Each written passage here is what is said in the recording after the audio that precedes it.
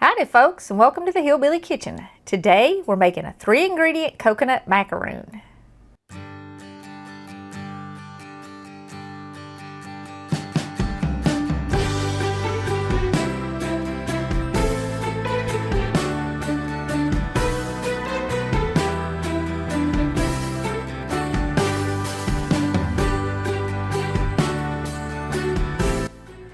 Now these are super easy and absolutely delicious, and we're going to give you the recipe right before Christmas. I've already got half the batch in the oven, but I'm going to give you the ingredients for the whole batch. For a whole batch, you need a 14-ounce can of sweetened condensed milk, 14 ounces of shredded sweetened coconut, and 2 teaspoons of vanilla extract. And like I said, this is super simple. We're just going to start by putting our sweetened condensed milk into a bowl. And you do want to use the sweetened milk in this. It won't work with evaporated milk.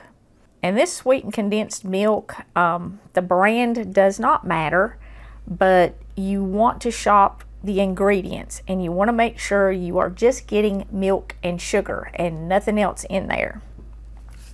And we're going to go ahead and add our vanilla in there. And like I said, for a whole batch, you want at least 2 teaspoons of vanilla. You might want 3. You're making it, so kind of adjust it to suit your taste. And we're going to give that a little bit of a mix because it's easier to get the vanilla evenly distributed if you mix it in the milk before you add the coconut.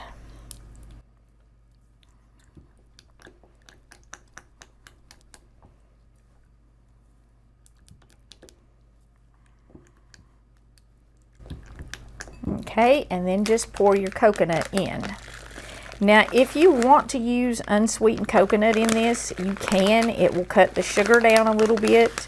I'm using sweetened. This year I had trouble even finding coconut. I don't know what on earth is going on, but whichever way or whichever one you want will work. If you don't like your desserts as sweet or you need to cut the sugar down, the unsweetened coconut is definitely an option. And you're just going to mix that until it's all well combined and the coconut is evenly coated with the milk. If you want to measure your coconut in a measuring cup for a whole batch, it would be about 5.5 cups. If you just have a bag or get a bag, you would want about a 14-ounce bag. You don't have to be super exact for this. When I divided it in half, I just kind of eyeballed the milk in the can and took half of it out and mixed up half the batch. So, you know, about 5.5 cups or a 14-ounce bag. Now this does get a little bit messy. You're going to want to use your finger a little bit. You don't have to have a cookie scooper, but it helps me keep everything even.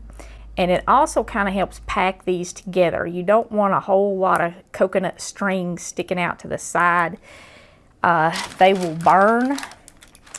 And you do want to line your cookie sheet because they'll burn on your cookie sheet. And just kind of take your fingers and smooth any stray pieces out. Now you're gonna have some stray pieces of coconut sticking out. I mean, that's just the nature of shredded coconut.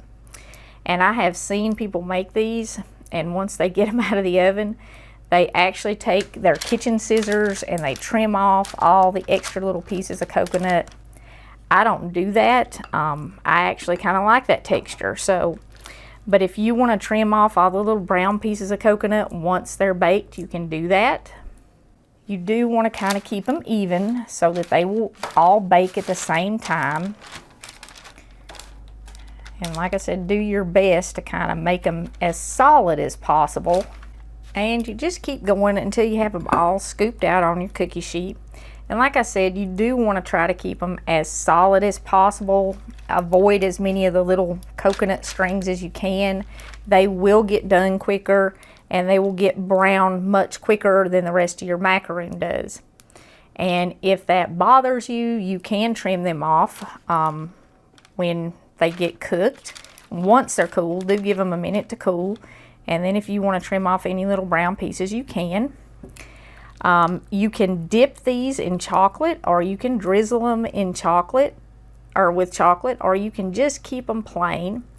And I have a lot of chocolate dipping videos where I've done chocolate dipping candy, and I will definitely put some links to some other candies because it is almost Christmas time, so that you can find that process if you don't know how to do that. It's really, really easy.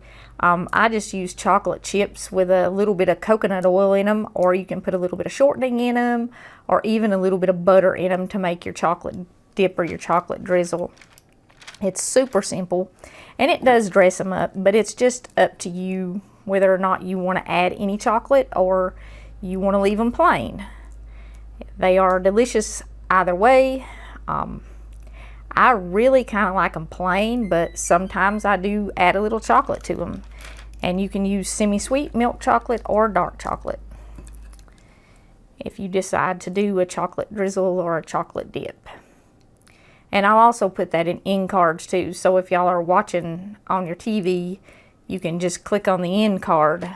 Now, once you get these all on the cookie sheet, you're going to bake them in a 325-degree oven for 10 to 12 minutes. It kind of depends on your oven, or until they're nice and golden brown and set real well.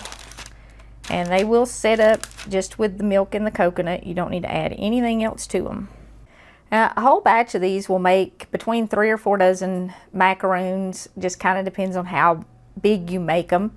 And once you get them all shaped and on your cookie sheet, you can go back around with your fingers and, tighten them up a little bit, some of the stray pieces if you want to.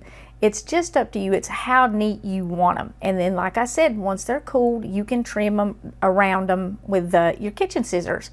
And lots of folks do that because they want to make them really, really pretty if they're putting them in gift boxes or something. Okay, and this is what they look like when they come out of the oven.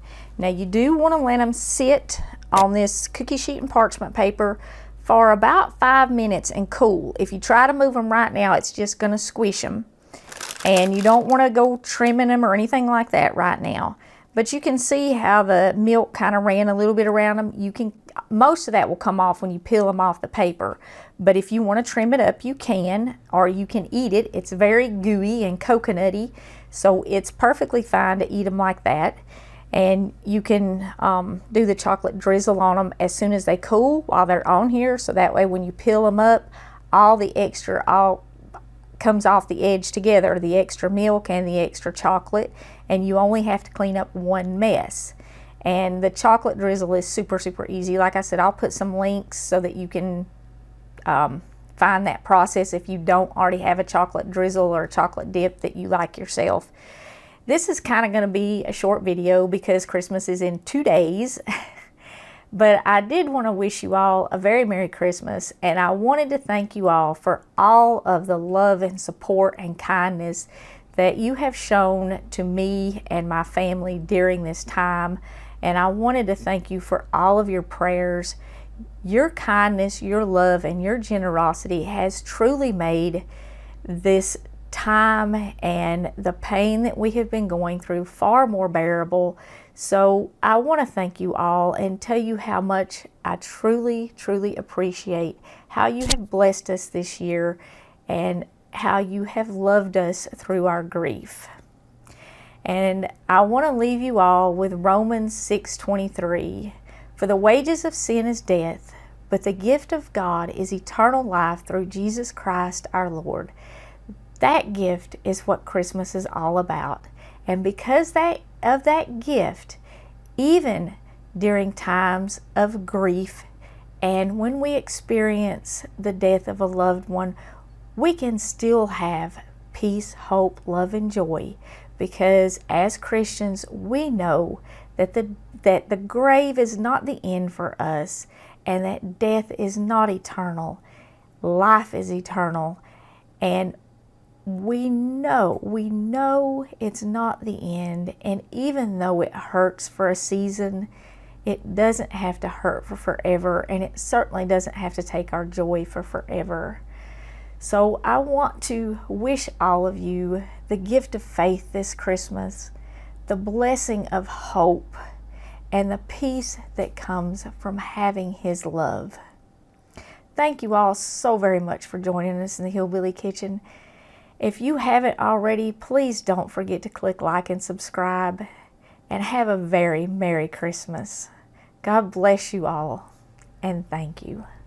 Remember to put God first.